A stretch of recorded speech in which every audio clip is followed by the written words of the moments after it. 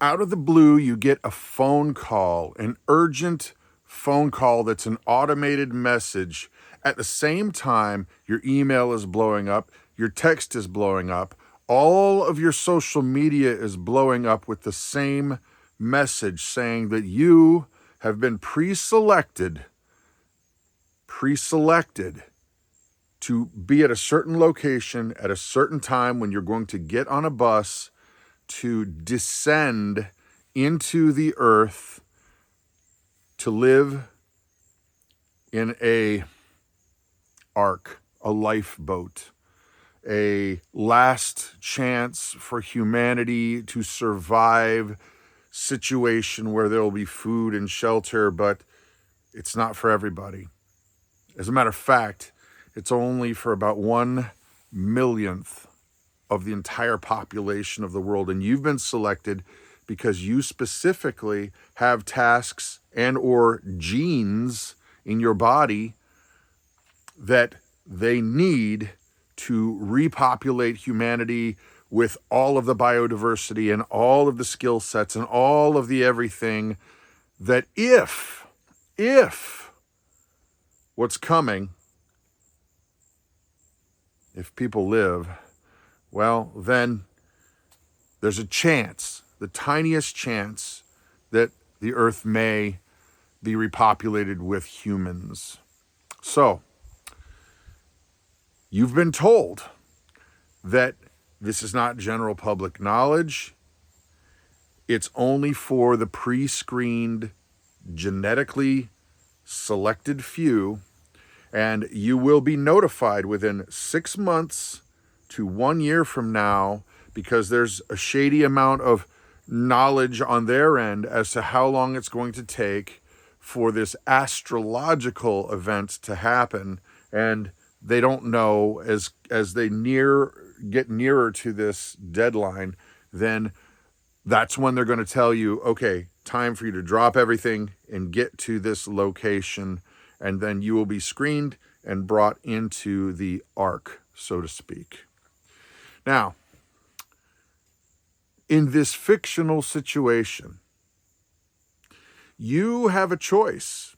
You have 6 months to a year to live your life knowing what's going to happen. A couple questions in here. And please put your comments in the comments section down below. This is fictional. How would you live your life? Would you go about things the same way that you always have? Would you change things? Would you call and make amends with people, not knowing who may be also called to go live in this lifeboat ark situation? Maybe nobody you know might be going. Would you apologize for things you've done? Would you try to repay people? Would you try to patch up as many broken family relations as you could? Or would you just wait it out? Don't tell anybody? Ride it on out into the sunset? Or what would you do? Would you try to go against all odds and go it on your own, lone wolf style, tell your family and say, we're going to dig our own storage facility, underground bunker thing, knowing that it's not going to be enough because of the message that you got earlier? They're talking over 1 mile down into the earth. And even then, if this astrological event happens, there's still no guarantee that anyone will live, that any life will survive. What would you do?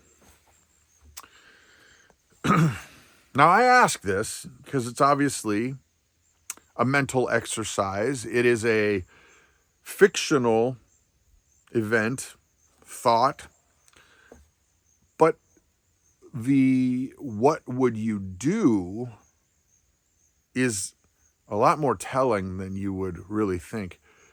See, here's the thing, folks. we can all see, now we're back in the real world. There's the fiction thing. Now we're all back in the real world. Ready? We can all see that things are going crazier and crazier and crazier. Things are just ramping up in ways that I never in my life would have thought.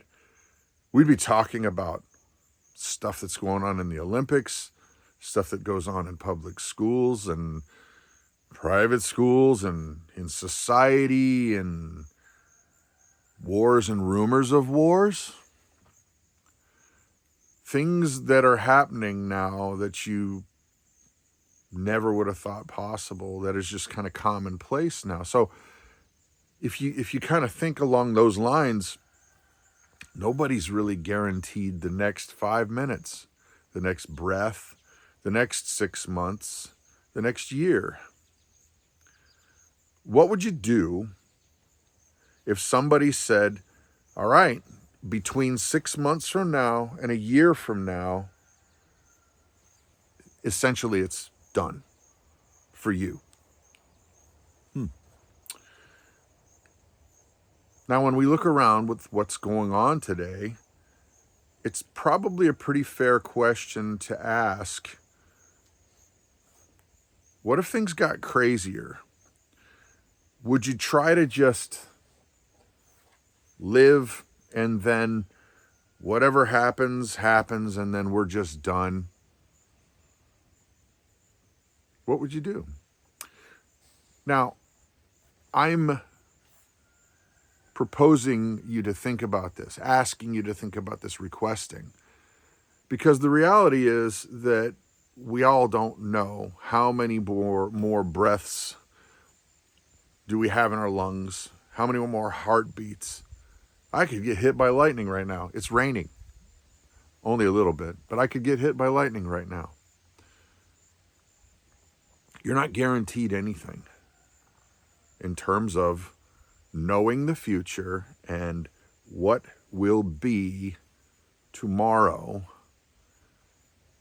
So I want to share with you this because we hang out with a lot of people who are more preparedness-minded folks who are the more self-reliant, independent types. And sometimes we get into this mode that I'll just weather the storm. I'll just do this. I'll just do that. I'll. And the reality is when it comes to life, we all are going to hit an expiration date at some point. This flesh, at some point, worm food, right? But we're all, every single one of us, you and me and everybody, we're all going to live forever in terms of our souls. Now, where you live forever, that's the big question, isn't it? Up there? So I want to ask you, have you really considered what that might be like? Now, don't get me wrong. I understand that many of you out there, the self-reliant types, well, everybody really, but we've been burned by people, humans. Humans let us down. We will let other people down. You and I will let people down. But I can promise you this. No matter what you think of the God of the Bible, He'll never leave you and He'll never forsake you. You see, we get it so wrong. We base so many ideas of God and Jesus on what humans have done. And very, very rarely do we actually really consider, what was Jesus really like? Did He really do that for me? The short answer is yes. But we muddle things up so bad with humans, and we put people on pedestals and pastors and priests and teachers and all of these things, and we think, wow, if I could just be like. Let me tell you something. When you really know who Jesus is, you'll never, ever, ever think that he's filled with hate. You will not think that he doesn't love you. We let too much human stuff muddle those waters. When if you just meet him and you would just have an encounter with Christ, you'll never go back.